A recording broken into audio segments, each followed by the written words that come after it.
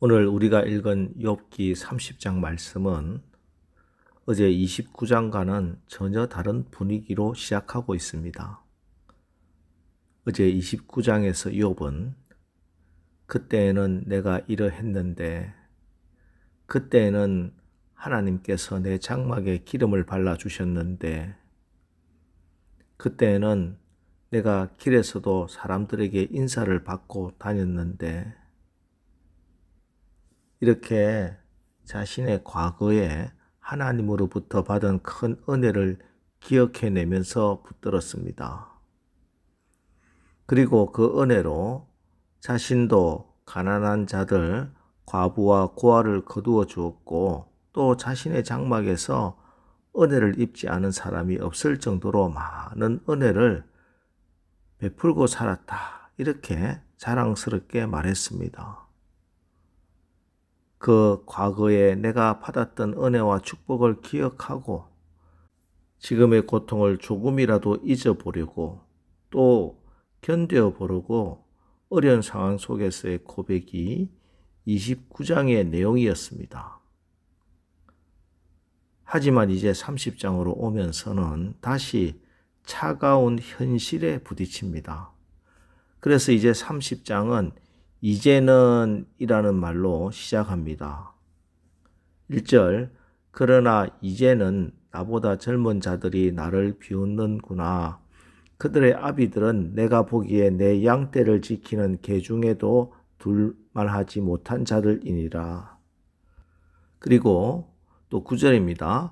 이제는 그들이 나를 노래로 조롱하며 내가 그들의 놀림거리가 되었으며, 이렇게 사람들이 노래를 지어가면서 욥을 조롱하고 놀리고 있습니다. 그런데 이들은 다른 사람이 아니라 그 옛날 욥에게 도움을 받았던 사람들입니다.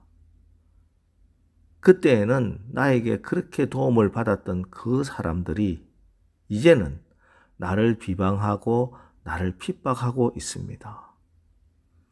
그래서 그 배반감으로, 배신감으로 견딜 수 없어하는 욥의 모습입니다. 16절 말씀입니다. 이제는 내 생명이 내 속에서 녹으니 환난 날이 나를 사로잡음이라. 이처럼 욥이 이제는 이라는 말로 계속 자신의 상황을 직시하면서 한 가지 확실해진 것이 있습니다. 그것은 사람은 답이 아니라 하는 사실입니다. 아마 욥은 기대했을지도 모르겠습니다. 워낙 베푼 것이 많았으니까요. 욥이 뿌려놓은 것이 얼마나 많았습니까? 주변에 욥에게 은혜를 받지 않은 사람이 없을 정도였습니다.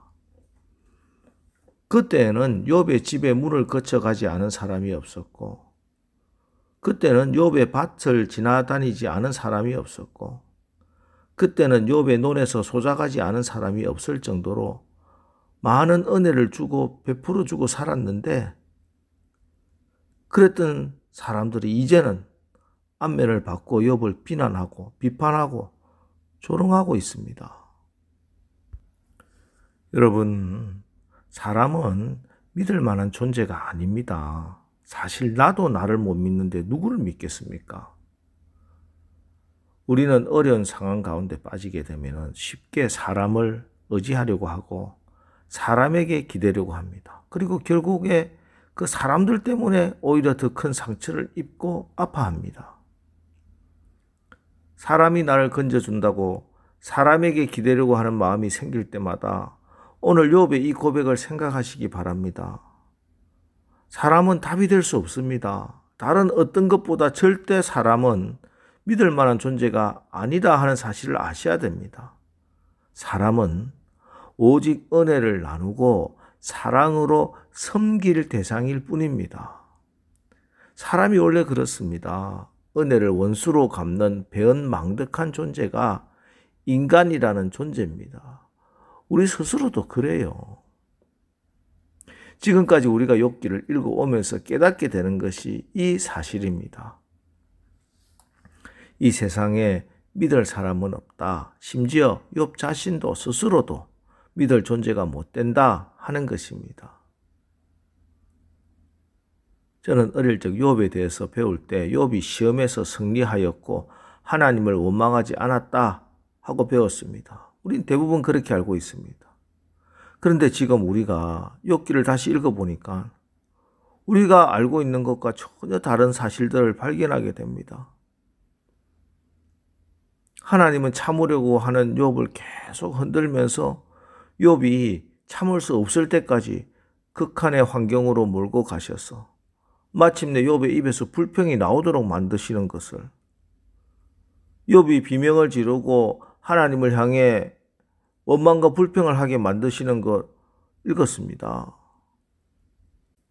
물론 욥의 비명, 욥의 원망과 불평은 불신앙적인 행위는 아니죠. 인간이기에 어쩔 수 없이 하는 그러한 절규지요. 인간이기에 모세도 그랬고 엘리야도 그랬습니다. 그들도 믿음의 사람이었지만 극한 상황에서는 자신도 모르게 하나님을 향하여 절규합니다. 그럼 왜 하나님이 이렇게까지 하셨을까요? 그것은 욥이 자신의 한계성과 연약성을 철저하게 깨닫게 해주기 위해서입니다. 어떤 사람도, 심지어 믿음의 사람이라고 하나님께서 인정해 주신 욥 자신도 어쩔 수 없는 연약한 인간임을 깨닫게 하십니다. 욥을 깨뜨리시고 욥이 철저하게 아무것도 아닌 피조물에 불과하다라 하는 사실을 절실히 깨닫게 하신 겁니다. 그래서 결론이 어떻게 흘러갑니까?